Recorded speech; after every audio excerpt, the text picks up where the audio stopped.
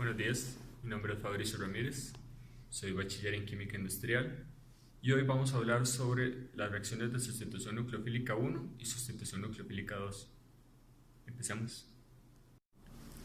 Las reacciones de sustitución nucleofílica tienen las siglas SN, que significa sustitución nucleofílica, y pueden ser de dos tipos, la SN1 y la SN2.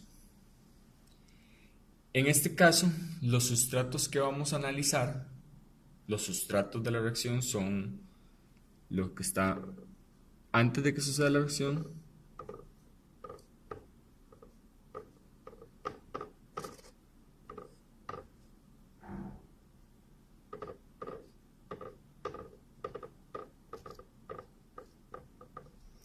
los sustratos que vamos a analizar son haluros del kilo.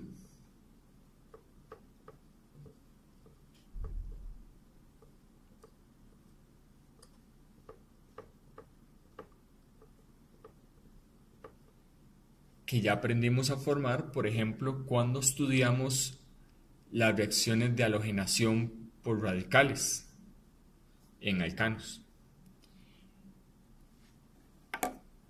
Entonces, vamos a iniciar con la SN2.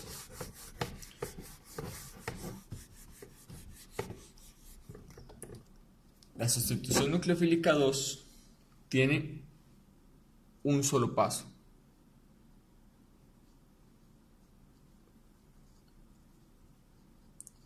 Pero primero vamos a hablar un poco sobre qué es una sustitución nucleofílica.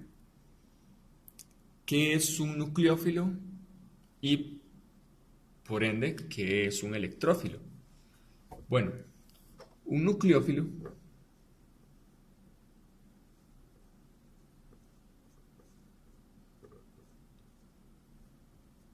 es, como su nombre lo indica, núcleo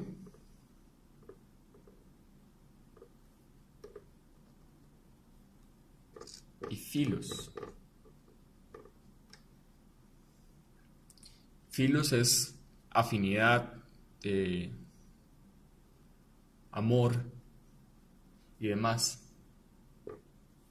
Y núcleo es que busca un núcleo. Entonces busca un nucleófilo, es un átomo o un grupo funcional que tiene muchos electrones y que está ávido o que quiere compartirlos con un núcleo. Quiere distribuir toda su densidad electrónica con un núcleo. Entonces, por ejemplo, uno de los mayores ejemplos es precisamente los haluros. El bromuro, cloruro, yoduro, que tienen principalmente el bromo y el yodo, tienen una nube electrónica bastante amplia y lo que buscan es un núcleo que tiene exceso de electrones. Acá en la carga tienen exceso de electrones, tienen electrones, pares de electrones libres y buscan un núcleo para poder compartir su nube electrónica, su densidad electrónica y así ser más estables. Ahora vamos a hablar sobre los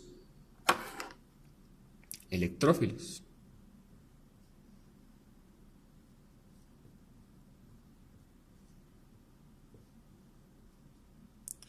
Un electrófilo es, de manera análoga al nucleófilo,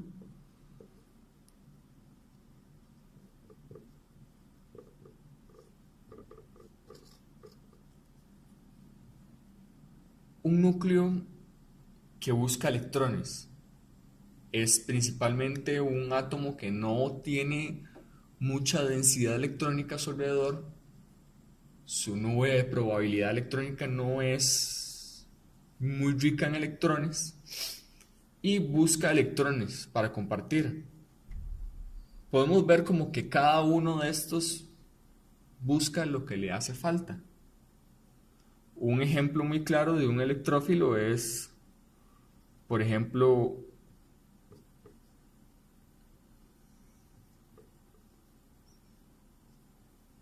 un carbocatión. O por ejemplo,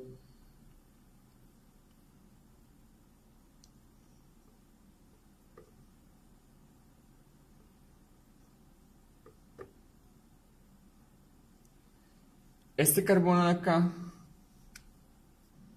aquí podemos simplificar los dos. Es un un electrófilo.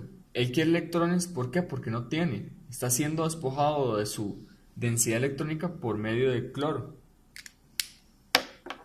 Entonces tienen deficiencia electrónica y por eso quiere electrones. Es ávido a reaccionar con, con un átomo o con un grupo funcional rico en electrones.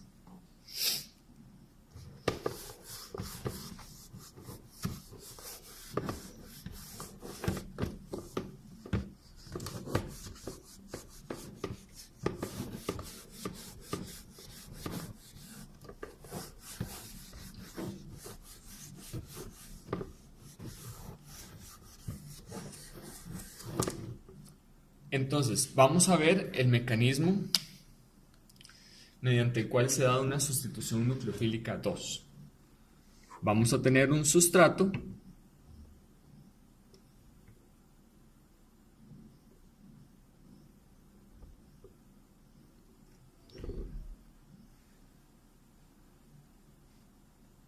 bromuro de propilo o 2-bromo-propano y lo vamos a hacer reaccionar con un nucleófilo.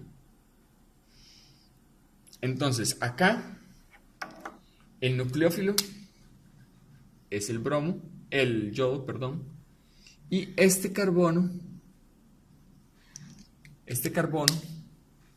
es el electrófilo. Entonces, electrófilo más nucleófilo se da la reacción. Y lo que va a hacer es un intercambio del grupo halogenado. Entonces, por ende, el producto va a ser 2-yodo-propano y vamos a tener el ion bromo por acá.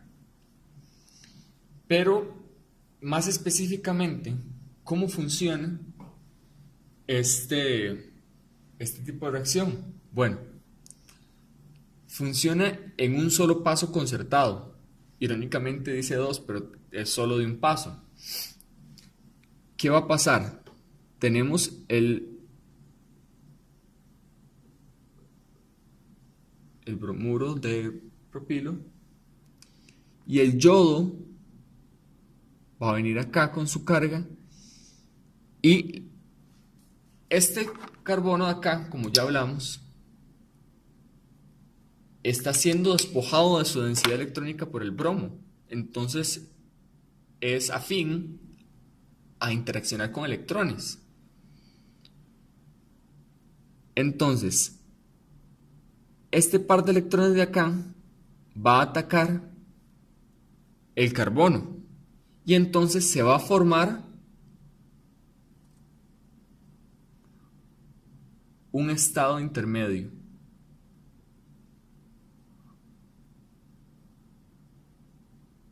En el que el enlace no está totalmente formado, pero hay una interacción entre el yodo con el carbono y ese mismo carbono con el bromo que sí estaba enlazado. Al final este par de electrones va a interaccionar con se le va a devolver al átomo de bromo y el par de electrones entonces va a formar un enlace real con el propano. Esta estructura es exactamente igual a esta, nada más la dibujé así para que vean que en términos estéricos, que lo vamos a abordar un poquito después, en términos estéricos, este yodo no puede atacar por cualquier lado. Tiene que atacar por el lado que le es estéricamente posible. No puede atacar por el bromo. El bromo tiene una gran nube de electrones. Y ahí va a generar, y el yodo también, tiene una aún mayor. Entonces no puede atacar por donde está el bromo. Tiene que atacar por el lado totalmente contrario, que es por abajo, en este caso en 2 dimensiones. Por abajo. Entonces quedaría así. Y el estado intermedio, este es el estado intermedio. Con ese símbolo se visualiza el estado intermedio. El estado intermedio usualmente se pone sobre corchetes para simbolizar que no es una molécula real, no es una molécula que existe como tal, es un estado intermedio como su nombre lo indica. Entonces, vamos a ver un poquito más sobre cuáles entonces las consecuencias o los factores que influyen en las reacciones de sustitución nucleofílica 2.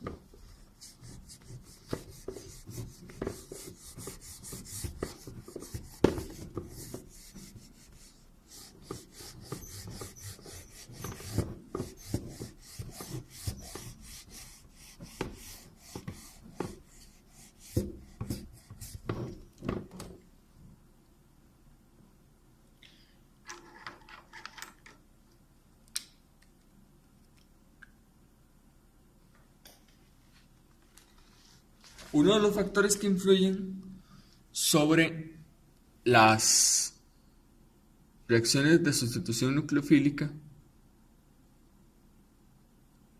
es la fuerza del nucleófilo. ¿Cómo podemos saber si un nucleófilo es más afín a un sustrato? Es decir, ¿cómo sabía yo en la ecuación anterior que el yodo podía desplazar, por decirlo así de alguna manera, podía desplazar el bromo? ¿Cómo sabía yo que la interacción de la molécula de bromuro de propilo con el yodo iba a desembocar en yoduro de propilo y no simplemente en que no pasara nada? Bueno, hay nucleófilos que son más fuertes, por decirlo de alguna manera, a otros. Es decir, hay algunos con los que se va a interaccionar mejor y entonces podrían desplazar o podrían ser...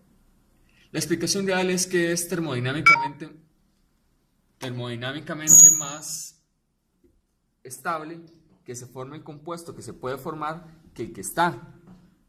Es decir, si el compuesto que está no es termodinámicamente estable en comparación con otro, pues va a intentar formar el compuesto que es termodinámicamente más estable.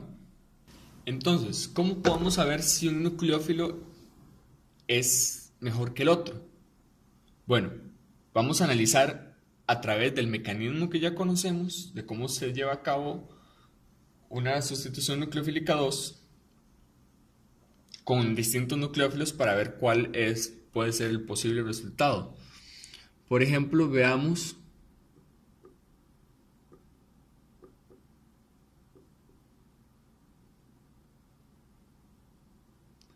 el ion hidróxido versus el agua.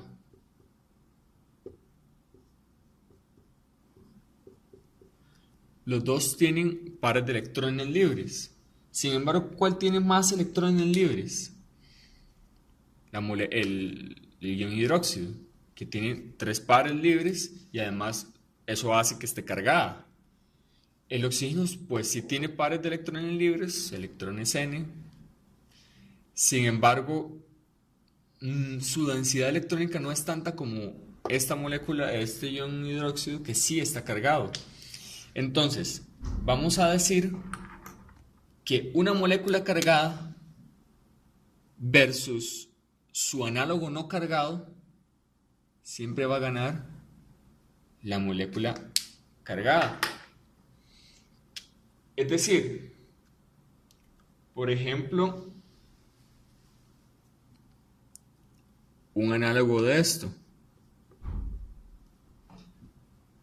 el ion sulfhidrilo versus el sulfuro de hidrógeno.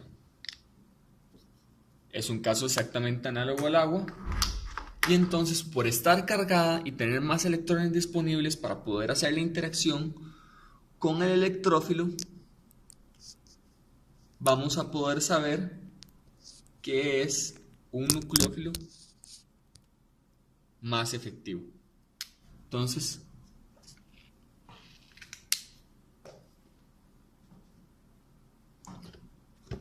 vamos a ver otro parámetro para poder compararlo.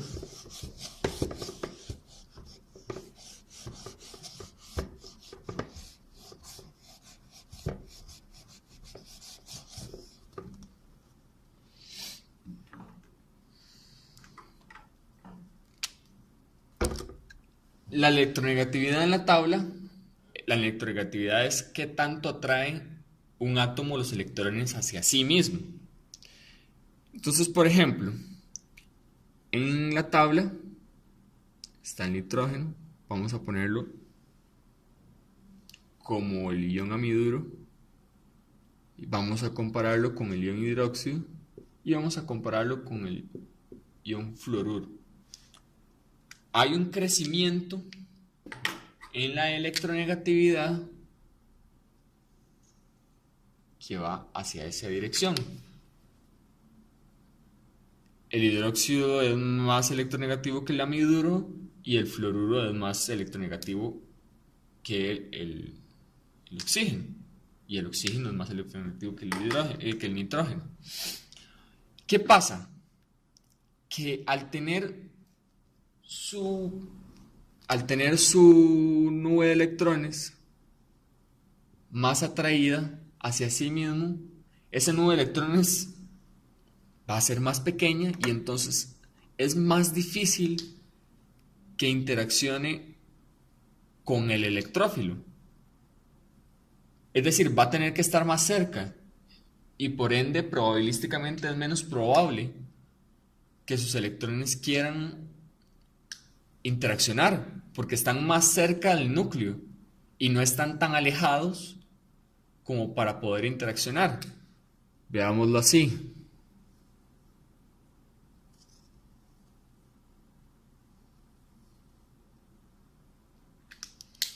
Hay un decrecimiento en la nube de electrones, y por ende se va a tener que estar o más cerca para interaccionar, o va a ser menos probable que interaccione, y ya. Entonces, en tanto crece la electronegatividad,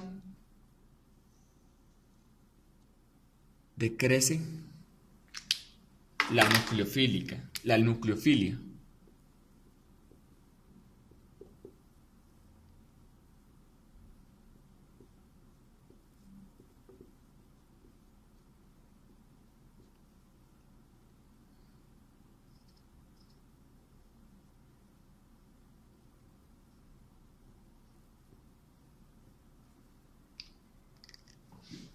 ¿Ok?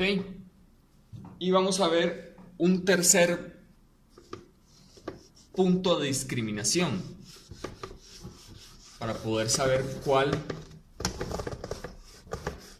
de mis nucleófilos es mejor.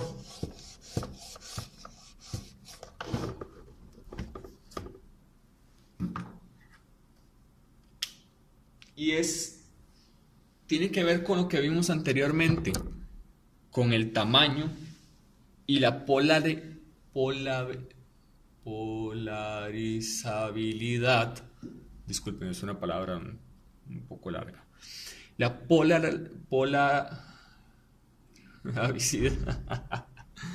la- lo fácil que sea polarizar la nube de electrones. Más sencillo así. Entonces, veamos el caso de los halógenos. Flúor, fluoruro, cloruro, bromuro y yoduro.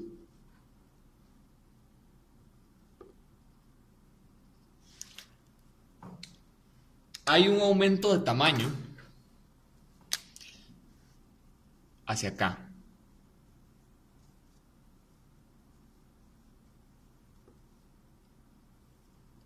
Hay un aumento de electronegatividad hacia acá.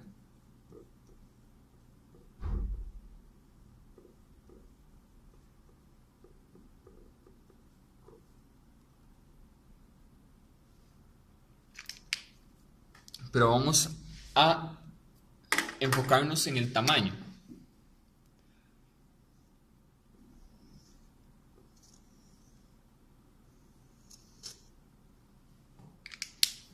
En tanto, en tanto el tamaño sea más grande, es decir, la nube de electrones va a estar todavía más externa.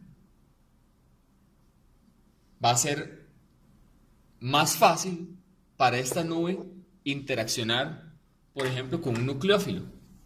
Véanlo así, si ponemos perdón, con el electrófilo, si ponemos un electrófilo acá, más o menos en la misma línea, el que está más cerca de interaccionar es el yoduro, porque su nube de electrones está más largo, perdón, está más cerca del electrófilo.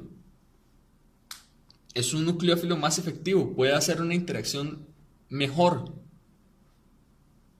¿Por qué? Porque su nube de electrones está más externa y porque su tamaño le permite interaccionar sin tener que acercarse tanto y ya empezar a verse con las fuerzas las fuerzas en las que se repelen los electrones de las nubes de electrones, obviamente. Entonces vemos que el tamaño también tiene que ver. Veamos otro ejemplo del tamaño.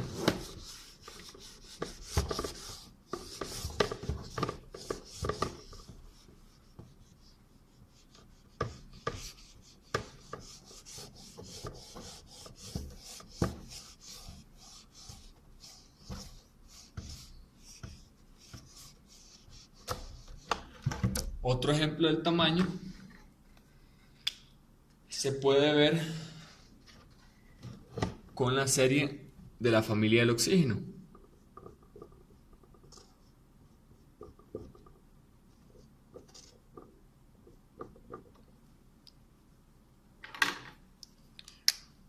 El tamaño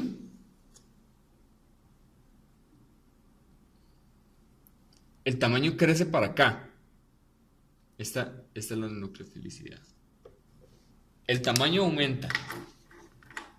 Tamaño. Y esto es la nucleofilia. Perdón, la nucleofilia aumenta para acá. La nucleofilia aumenta con el tamaño. La flecha que iba a ser para acá era la electronegatividad.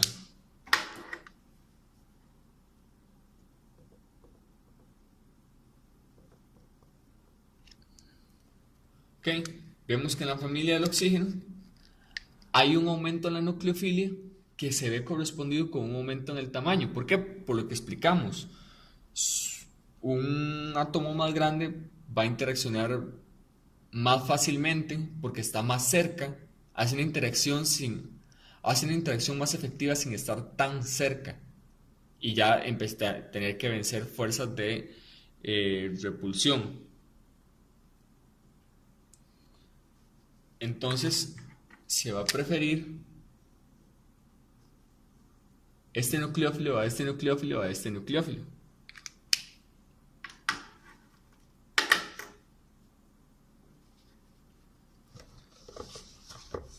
vamos a ver, ahora ya vimos los nucleófilos. Ahora veamos el efecto del sustrato.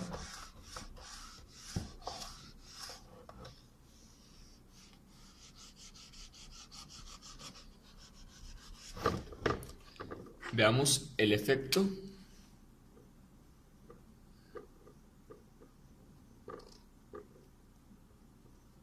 del sustrato. Ahora vamos a estudiar el efecto del sustrato sobre la reacción SN2. Entonces, tenemos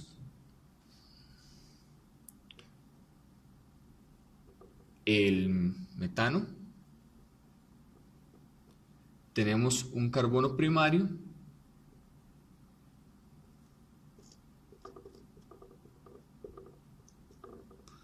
tenemos un carbono secundario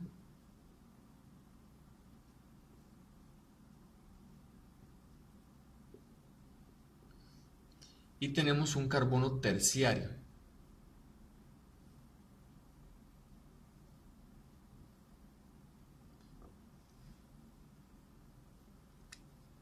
¿Por qué uno cuaternario no?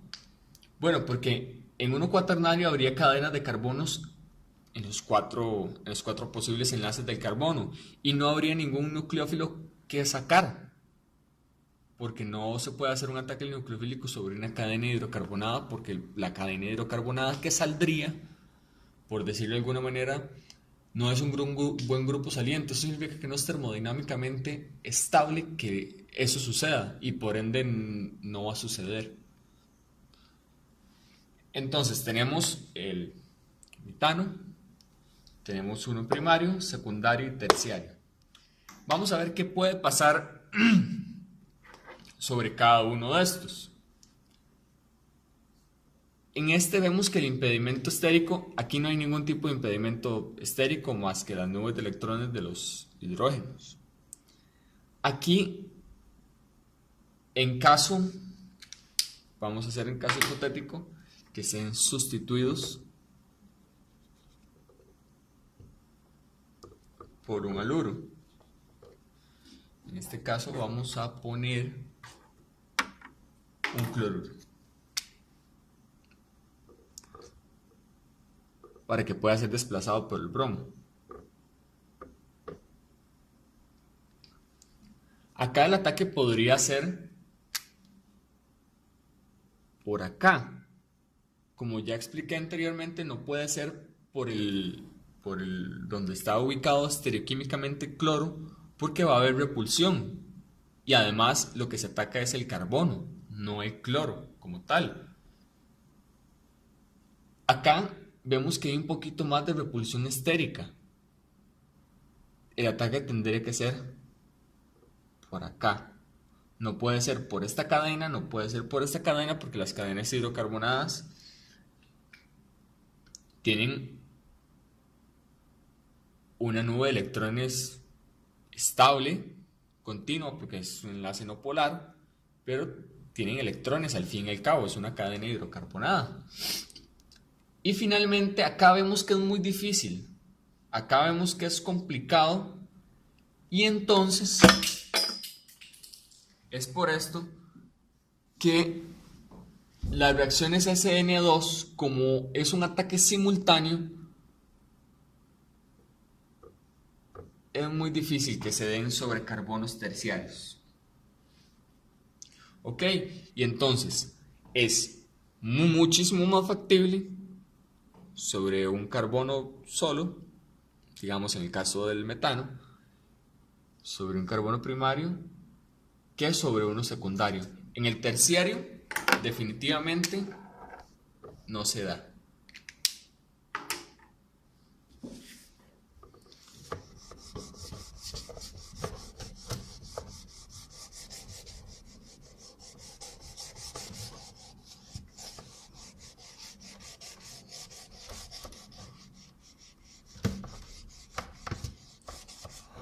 Ese es el efecto del impedimento estérico, que es el efecto del sustrato, sobre una reacción de sustitución nucleofílica.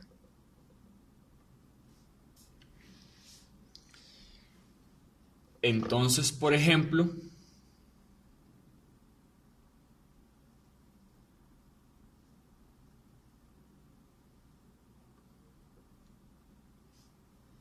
y vamos a cambiar aquí el nucleófilo.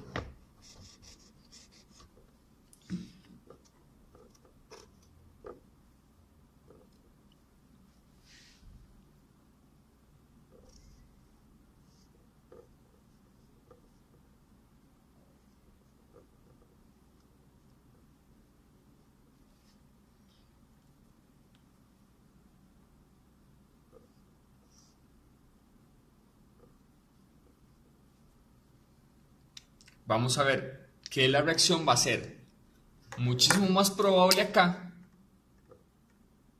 no hay impedimento estérico, seguidamente acá, que ya tenemos una cadena a cada lado y el ataque tiene que ser por acá. En cambio aquí el ataque, ven que está libre, el ataque sería aquí y sería libre, y este está completamente libre por todos los costados con los que hay hidrógenos. Pero por acá no hay demasiado impedimento estérico. Cada uno de estos carbonos está enlazado a otros 3 hidrógenos.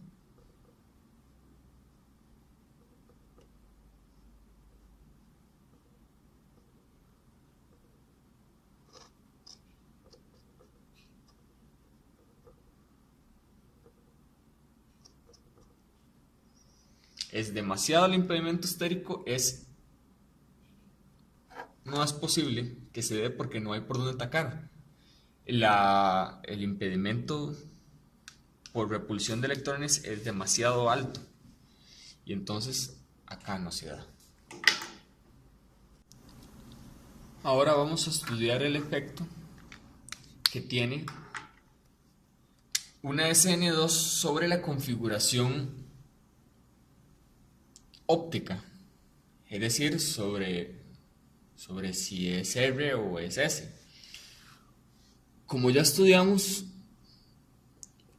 cuando se tiene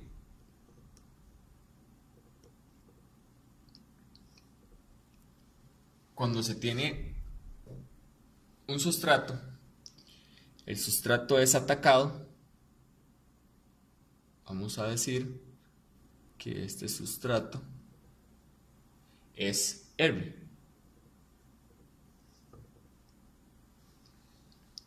Cuando el sustrato es atacado por el lado contrario. Es decir, si esto está para afuera, cuando ataca por debajo, ataca por el lado trasero. Entonces, a la hora de que se realiza la reacción, queda enlazado este nuevo nucleófilo por el lado contrario, invirtiendo la configuración electrónica del producto, siendo S. Vamos a hacer otro ejemplo de esto para visualizarlo mejor.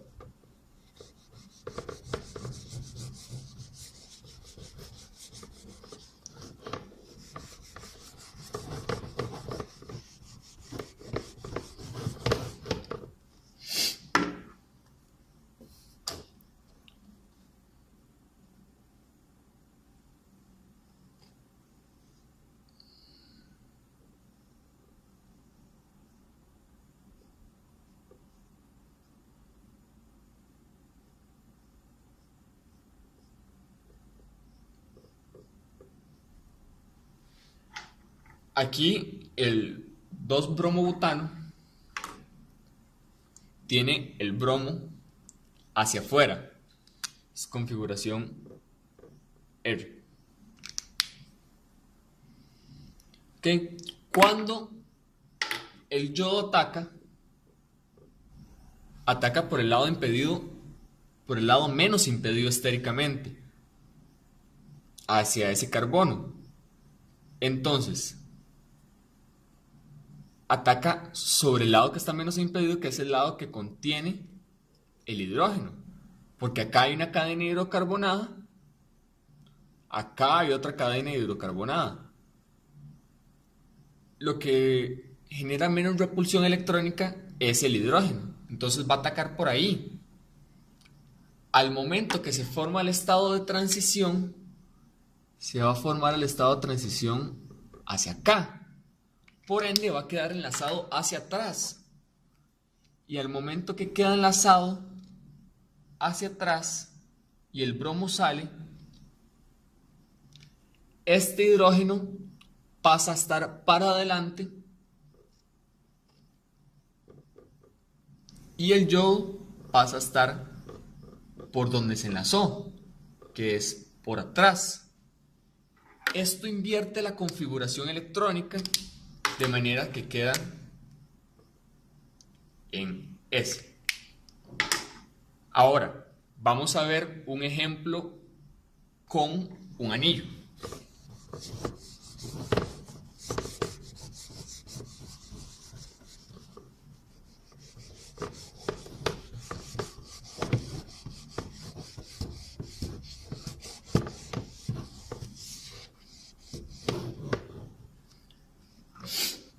Hay dos formas de visualizar el anillo. Si vemos el anillo en configuración de silla,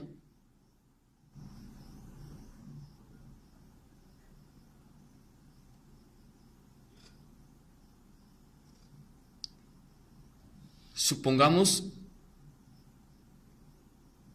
que yo tengo sustituyente acá.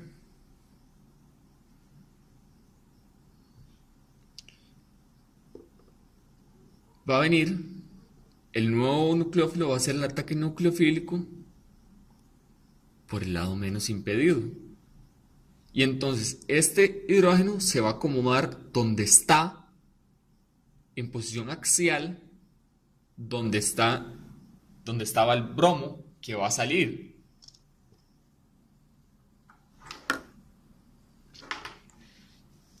Y el yodo va a quedar en posición ecuatorial.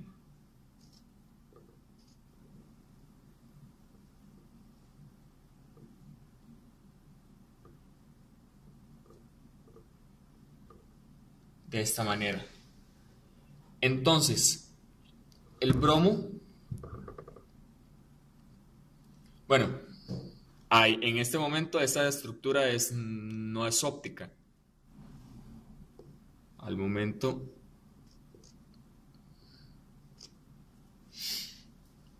que yo ponga esto, ya empieza a tener actividad óptica. Entonces este sería R.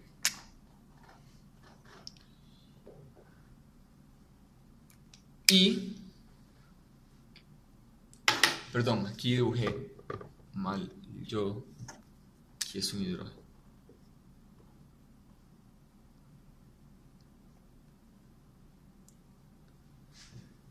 Y este sería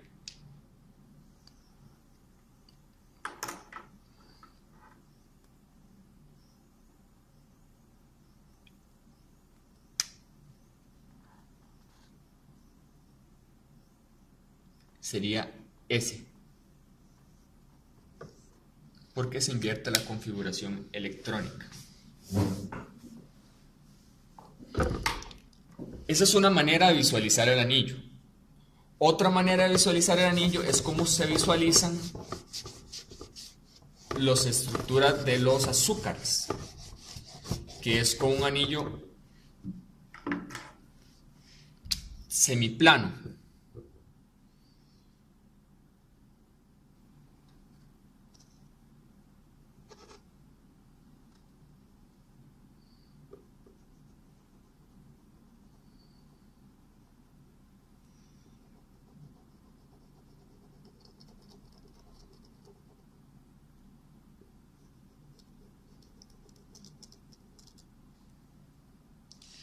En la que un sustituyente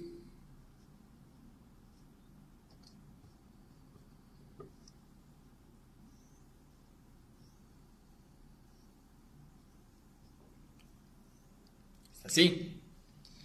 Entonces, a la hora de atacar, se ataca por el lado menos impedido. Este hidrógeno pasa a tomar la posición del bromo y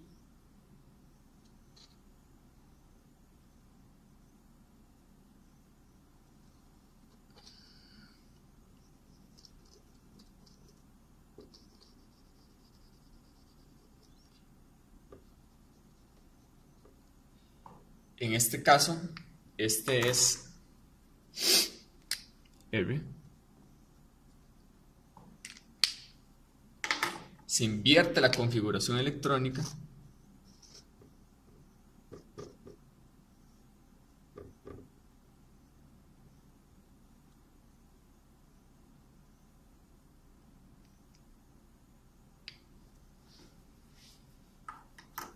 y este sería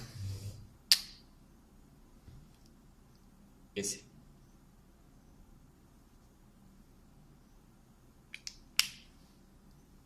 ¿Ok?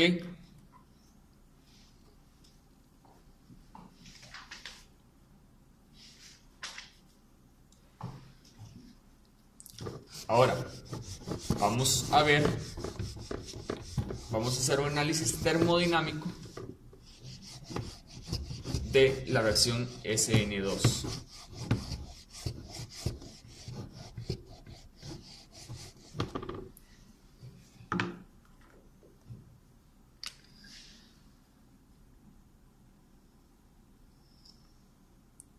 En un diagrama tenemos los sustratos,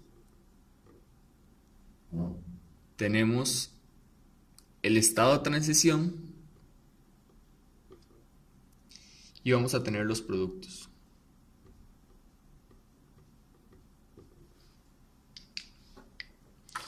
Entonces, vamos a tener que poner energía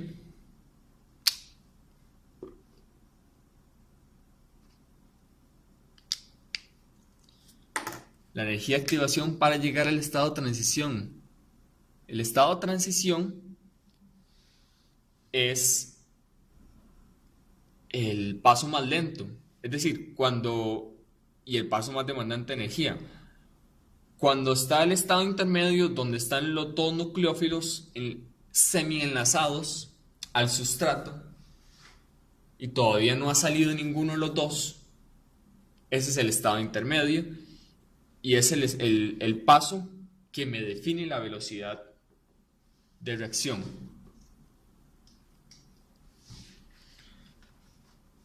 Como ya vimos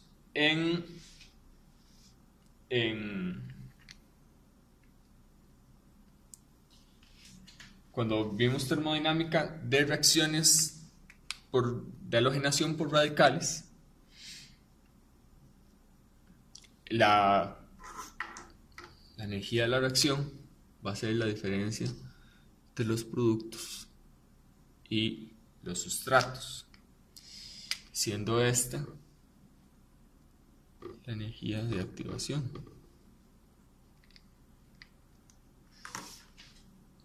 Ahora, cuando vimos el efecto de los sustituyentes, esto va a hacer que la velocidad en carbonos primarios sea superior a la de carbonos secundarios y bueno, no se da de carbonos terciarios. Esto tiene que ver con la estabilidad del estado de transición.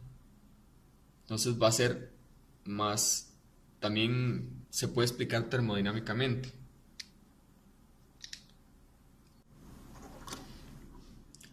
Ahora vamos a estudiar la reacción SN1. Es también una sustitución nucleofílica, sin embargo el mecanismo es distinto. ¿Cómo funciona el mecanismo de una sustitución nucleofílica? Tenemos un sustrato. A ese sustrato se va a formar un carbocatión, es decir, este par de enlaces Estos electrones de este enlace retornan al bromo, es decir, se forma un carbocatión.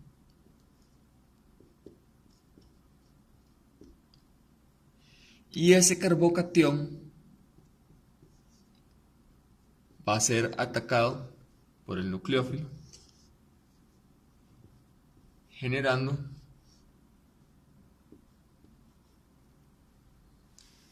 el nuevo producto. Entonces, repasemos. Se da una salida del nucleófilo, del grupo saliente, se forma un carbocatión. Este paso es muy importante y es algo que no teníamos en la SN2. Y ese carbocatión va a ser atacado por el nuevo nucleófilo. Vemos que tenemos dos pasos: la formación del carbocatión y el ataque del nuevo nucleófilo por parte al sustrato. El ataque del nuevo nucleófilo al sustrato, que se vuelve un carbocatión. Esto es muy importante. Si lo comparamos, tiene implicaciones muy distintas. Tiene dos pasos y se forma un carbocatión. Entonces, ¿qué implicaciones va a tener sobre el sustrato? Vamos a hacer un análisis similar al que hicimos con la SN2. ¿Qué implicaciones tiene el sustrato sobre la SN1?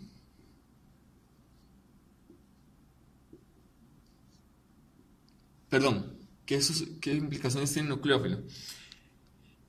En la SN2 era necesario que fuera grande, que fuera fácilmente polarizable para que la nube pudiera interaccionar, porque era en un solo paso. ¿Qué es lo que sucede aquí? Bueno, que no es importante. No es importante que sea fácilmente polarizable para poder alcanzar este carbono, porque en el momento que se forma un carbocatión, está libre de todo impedimento estérico. Entonces no hay impedimento estérico porque al adoptar momentáneamente con la formación del carbocatión una hibridación, sp2 va a formarse una estructura en dos dimensiones, no en tres como si fuera una hibridación sp3, sino que momentáneamente va a estar en sp2, es decir, va a ser plana. Entonces, el sustrato puede atacar por donde sea y no se va a ver impedido estéricamente, y no tiene que ser una base fuerte. ¿Por qué? Porque no hay nada contra lo que esté compitiendo. En una SN2, cuando se forma el semienlace, estos dos nucleófilos están compitiendo de cuál es termodinámicamente más estable para quedarse. ¿Cuál es mejor? Bueno, en una SN1 no hay ese tipo de competencia porque este ya salió, se fue. Entonces, no necesariamente tiene que ser una base fuerte, no necesariamente tiene que ser una base grande, no hay impedimento estérico a la hora de hacer el ataque. Y eso es muy importante, porque yo podría hacer un ataque con agua, y el ataque con agua se tiene que dar por una SN1. ¿Por qué sé eso? Porque no se puede dar por una SN2. ¿Cómo sé eso? Porque si usted pone el agua versus el bromo, en una SN2 no se va a dar. O si por ejemplo yo pusiera acá un terbotóxido. Esto es un nucleófilo increíblemente voluminoso y no va a poder entrar acá. Es decir, no se va a dar por una SN2, se tiene que dar por una SN1. Y así con casos análogos para demás nucleófilos que son demasiado grandes, o que son bases demasiado débiles para competir, se dan por SN1, porque no se pueden dar por SN2. Ahora, vamos a ver el efecto del sustrato.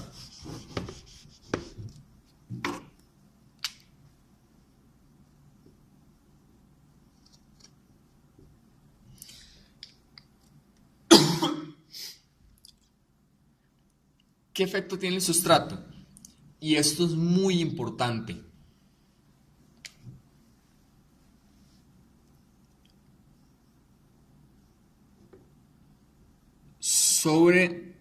Tenemos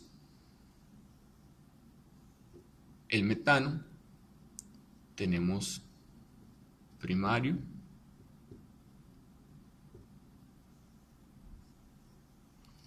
tenemos secundario,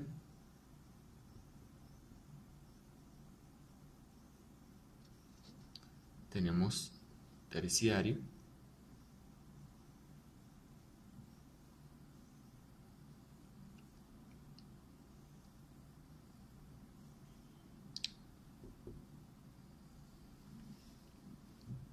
el cuaternario, como dije, aquí tampoco se podría, porque una cadena hidrocarbonada, una sustitución R, no va a salir voluntariamente. No es termodinámicamente posible.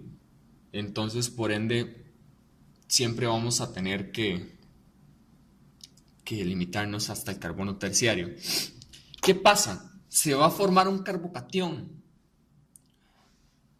Los cationes son increíblemente inestables.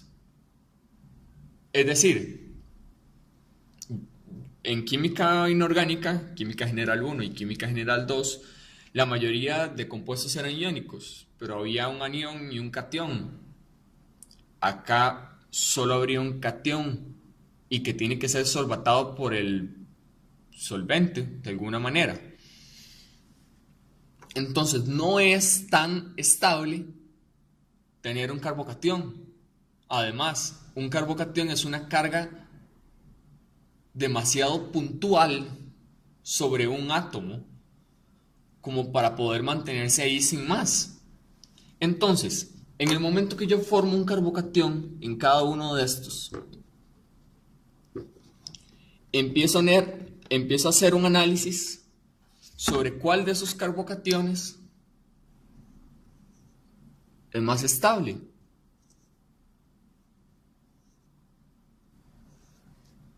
Aquí definitivamente no hay nada que me esté donando densidad electrónica. Las nubes de electrones entre carbono y hidrógeno, aunque son estables, son no polares y demás, el hidrógeno no tiene suficiente densidad electrónica como para poder estabilizar esa carga tan puntual que hay sobre eso. En este caso sucede lo mismo, solo hay una cadena que pueda donar densidad electrónica y eso no es suficiente, es muy inestable. En el caso del secundario ya hay dos cadenas que me pueden donar densidad electrónica, es más estable. Por supuesto, esta que me dona densidad electrónica es más estable que la que no me dona nada.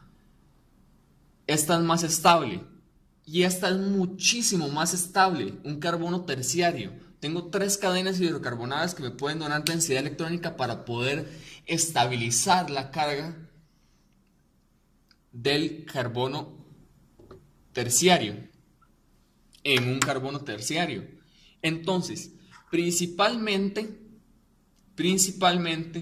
la SN1 se va a dar sobre estas dos y siempre va a preferir un carbono terciario. De hecho, pasa algo que no pasaba en la SN2, perdón, y es que va a haber acomodamientos, va a haber reacomodos. La carga positiva permite que hayan reacomodos para estabilizar la molécula, para hacerla más estable hacia la carga, para hacer la molécula termodinámicamente más estable. Entonces, por ejemplo,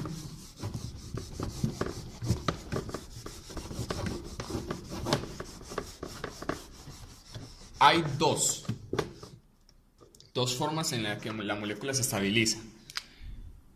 Migración de hidrógeno y migración de metilo. Vamos a ver una de cada una.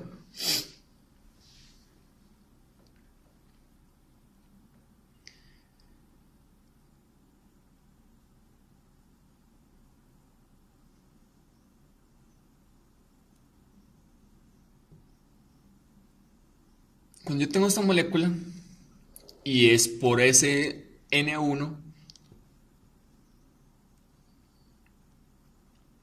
se me va a formar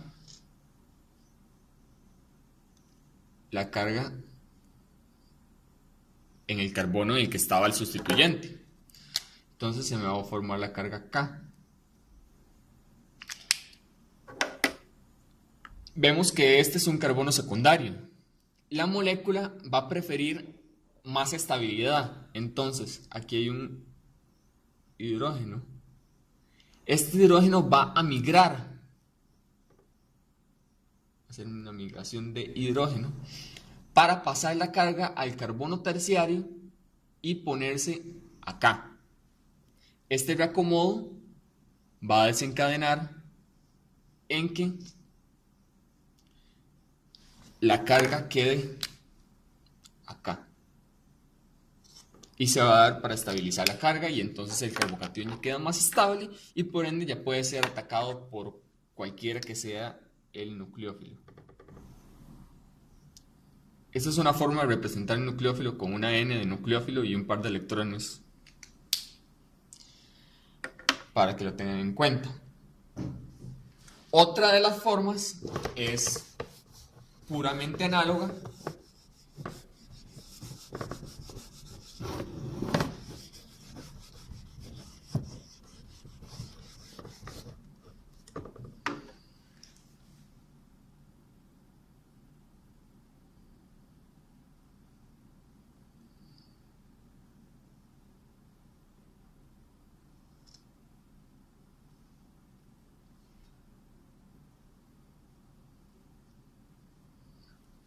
va a suceder lo mismo.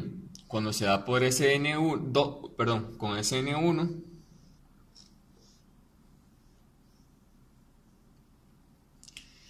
la carga queda sobre este carbono secundario y entonces este metilo, alguno de estos dos de acá, va a migrar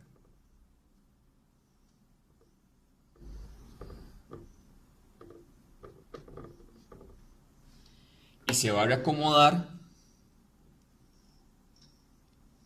de manera que la carga pueda estar o aquí ya estabilizada con el metilo que migró o acá. Es solo una de estas dos posibilidades va a suceder. Es decir, o se va a quedar acá o la carga va a pasar para este otro lado.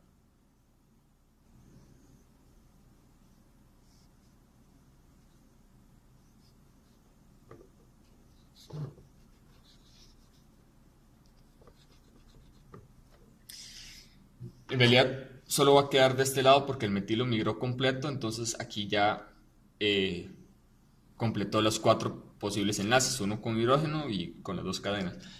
La carga solo va a quedar aquí, pero va a quedar sobre un carbono terciario.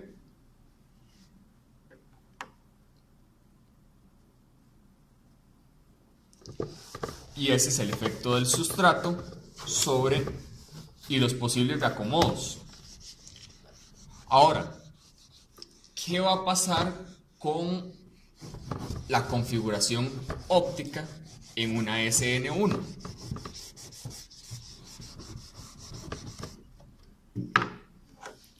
Bueno, cuando yo tengo un sustrato,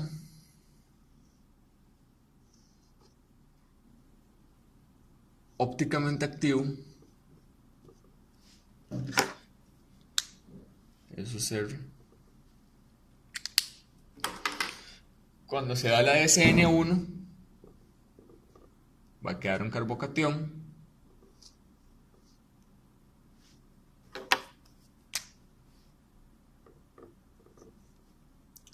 Ahora, el siguiente nucleófilo puede atacar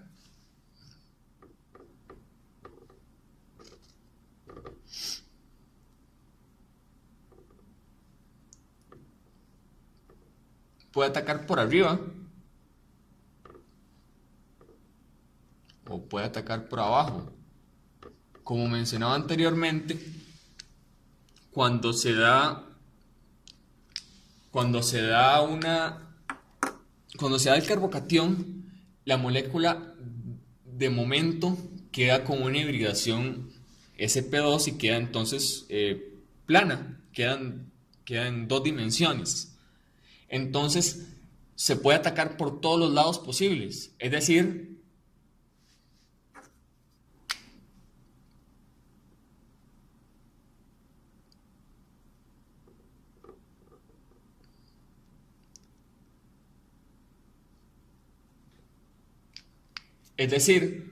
puede quedar tanto S como R.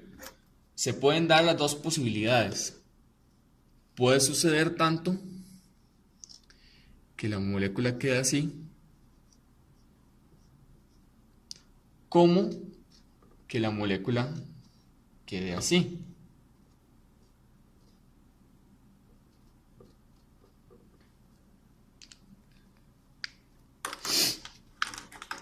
Este sería R, este sería S. Entonces, ¿cuál es la probabilidad? 50-50. Entonces, ¿qué se va a formar? Se va a formar lo que se conoce como mezcla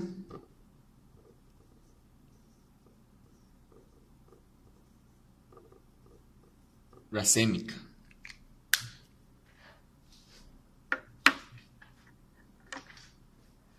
Y entonces va a quedar una mezcla que gira 50% para allá, 50% para acá y 50% para acá. Y entonces cuando ustedes la ven en un polarímetro, va a dar cero, porque se van a cancelar los giros. Por eso es que una mezcla racémica, aunque sus componentes separados son ópticamente activos, junta, cuando usted la mide en un polarímetro, le va a dar cero.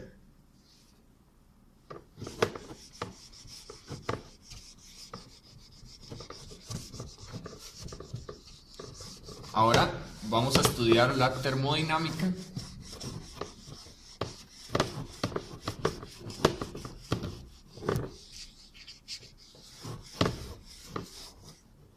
Vamos a estudiar la termodinámica de la SN1. El paso determinante de la reacción y el paso determinante de la reacción es la creación del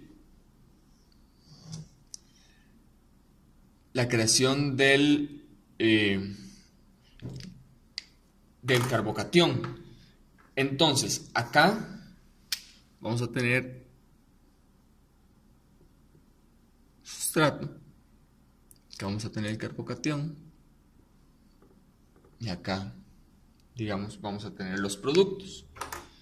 Entonces, tal y como lo hemos estado viendo, entonces la energía delta H de reacción sería productos menos reactivos y la energía de activación sería la que está acá, energía de activación.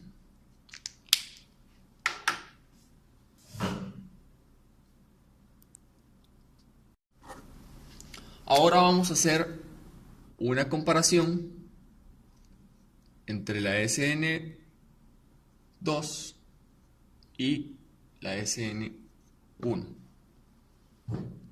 Vamos a ver, en términos de nucleófilo, para la SN2 era importante que fuera fuerte, que fuera grande, que fuera polarizable, que no tuviera ya demasiado impedimento estérico, pero que tuviera su cantidad de electrones. Para la SN1 no es importante.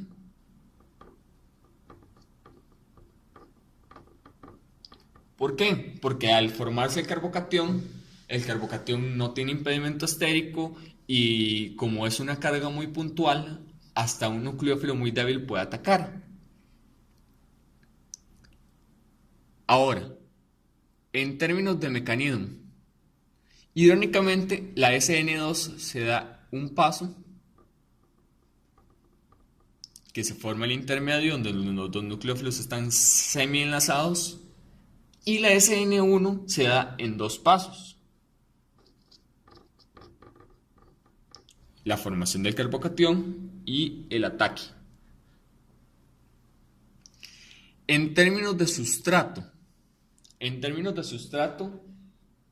pues el sustrato permanece invariable en la SN2. Es decir, el sustrato que entra a la reacción es el que se mantiene.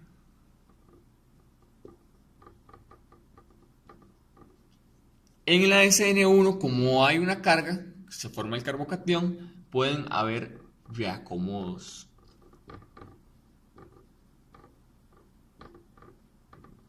Como la migración de hidrógeno y la migración de metilo. Ahora, en estereoquímica, en la SN2 se invierte.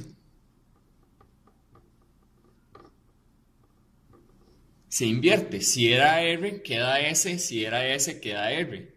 ¿Por qué? Porque el nucleófilo ataca desde el lado contrario y se enlaza entonces desde el lado contrario y cambia la estereoquímica. En la SN1, como se forma un carbocatión, se puede atacar por ambos lados y entonces se forma una mezcla racémica.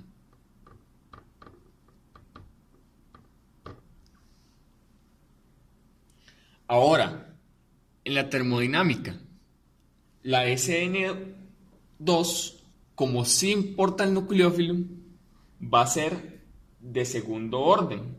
Es decir, va a ser el sustrato y el nucleófilo. Aquí dijimos que no es importante, entonces va a ser de primer orden, solo va a depender del sustrato. También aquí el paso determinante es el paso intermedio y aquí el paso determinante es la creación de carbocatión. Finalmente, algo que tal vez no discutimos tanto, pero se puede analizar, el solvente. En la SN2 se necesita un solvente que pueda solvatar el sustrato y que pueda más o menos solvatar los nucleófilos. En la SN1, como se forma un carbocatión, es importante que sea polarizable para que pueda solvatar bien el carbocatión. Entonces aquí se necesita uno más polar. Aquí no se necesita tanto. Puede ser un solvente intermedio, por decirlo de alguna manera. Y bueno, eso es básicamente las reacciones de sustitución nucleofílica en haluro de alquilo. Es importante saber que SN1 y SN2 son básicamente todas las reacciones que suceden en orgánica. Lo que pasa es que aquí las vimos sobre el haluro de alquilo, pero en general todos responden a un mecanismo similar. La búsqueda de un núcleo y la búsqueda de electrones. Es decir, el nucleófilo busca el núcleo y el electrófilo busca electrones. Eso es todo por ahora. Recuerden, si tienen dudas, mi correo es fabris9515@gmail.com. Eso sería, ha sido un gusto y nos vemos a la próxima.